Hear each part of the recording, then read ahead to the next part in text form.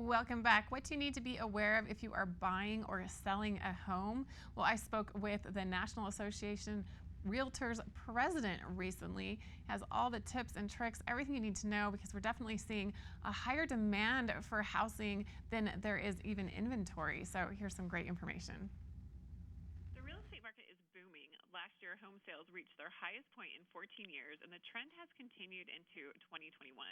Here with timely information to help home buyers and sellers navigate the most competitive real estate market in years is Charlie Oppler, president of the National Association of REALTORS. Charlie, thanks for being here. My pleasure. Thanks for having me. How has home buying changed over the entire past decade? Well, the past decade, including the longest 2 years of any of our lives, technology, plain and simple. The marketing of homes, the marketing of properties, the ability to see photos virtually, floor plans digitally, virtual tours, and really just the overall feel of a property was the first part of our business that changed in terms of the marketing. But what we've seen in the last couple of years, and certainly it's been highlighted during the pandemic, is the ability to have a paperless digital transaction where you sign a contract to purchase a property, have the ability to apply for your financing with a lender online. Maybe you'll meet them through Zoom, maybe you won't. And then you can actually close on the property through an e-notary platform that both title companies and attorneys utilize. So you can actually buy a property now from the comforts of your living room or your office or wherever. So technology's been the biggest change. That has been a huge change, and right now we're seeing a seller's market. What can buyers do to stand out?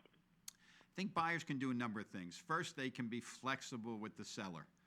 The seller in a seller's market is going to dictate a lot of the terms. So you've got to be flexible on closing date, and if it means staying with friends, family, somewhere, you're going to have to accommodate the seller's closing date.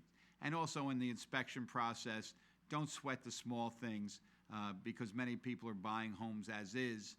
So you need to just be prepared that the property is structurally sound, but to not be concerned with the small stuff. And then the other two things that are real important is you really need to understand the competitive pricing that's going on and the competitive bidding. So you need to know that you may have to be aggressive in a multiple bid situation to secure the property. And last, that goes along with that, is make sure that you're pre-approved financially with the lender, that your credit's been checked, your assets have been verified, your job has been confirmed, so that the seller has complete confidence that you as the buyer can close financially and make the transaction happen smoothly. We're hearing reports across the country that there just isn't enough inventory for demand, which is concerning. Absolutely, and I don't think that's going to be changing in the next couple of years because builders built less homes over a 10 to 15 year period. Homeowners are staying in their homes longer, so I do think that limited inventory will continue for some time. But we have incredible low interest rates right now, which is driving the demand. More and more people are deciding to sell their homes. What advice do you have for sellers? Sellers, I think there's two or three things of importance. Number one, make sure your home shows as well as it can. Declutter and prepare it for sale, because the better it shows, you'll have an ability to maximize the price by just making it more attractive. Second is make yourself scarce. Let the buyers walk through without somebody looking over their shoulder. Go visit friends, visit family, go out to eat, visit a park, do whatever you may do. But let the buyers go unimpeded, if you will, because there will be a lot of buyers that will walk through the property. And then make sure you work with your realtor to guide you through that process because it is a complex transaction. We all know realtors help people find homes, but what are other ways people rely on their realtors?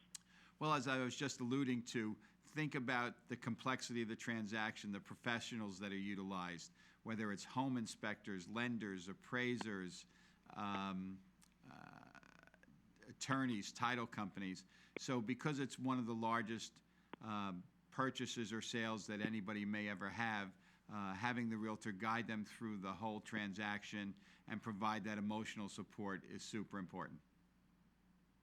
And how has the pandemic and technology impacted the way we buy and sell homes? I think the last 15 months we've learned that even though we had many of these things in terms of technology, we've actually learned how to utilize them.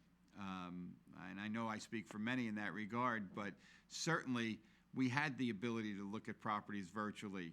We've all gotten better at using the tools that are available, but we also keep in mind that the pandemic was really a difficult time for so many.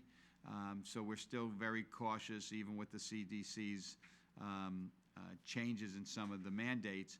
But social distancing and being prepared and keeping everybody safe is important. And for us as an industry, we were declared an essential business. So even though the market had slowed down for 2 or 3 months, we were continuing to be active in the marketplace, but taking every safety precaution to serve buyers and sellers.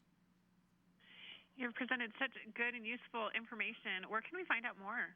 You can go to a couple websites. First, homeownershipmatters.realtor, and second, realtor.com/real estate agents, and you'll get all the information you need for you and your family. Well, thank you so much, Charlie, for joining us today. We appreciate this great information and important information about buying and selling our homes right now. My pleasure. Thanks for having me.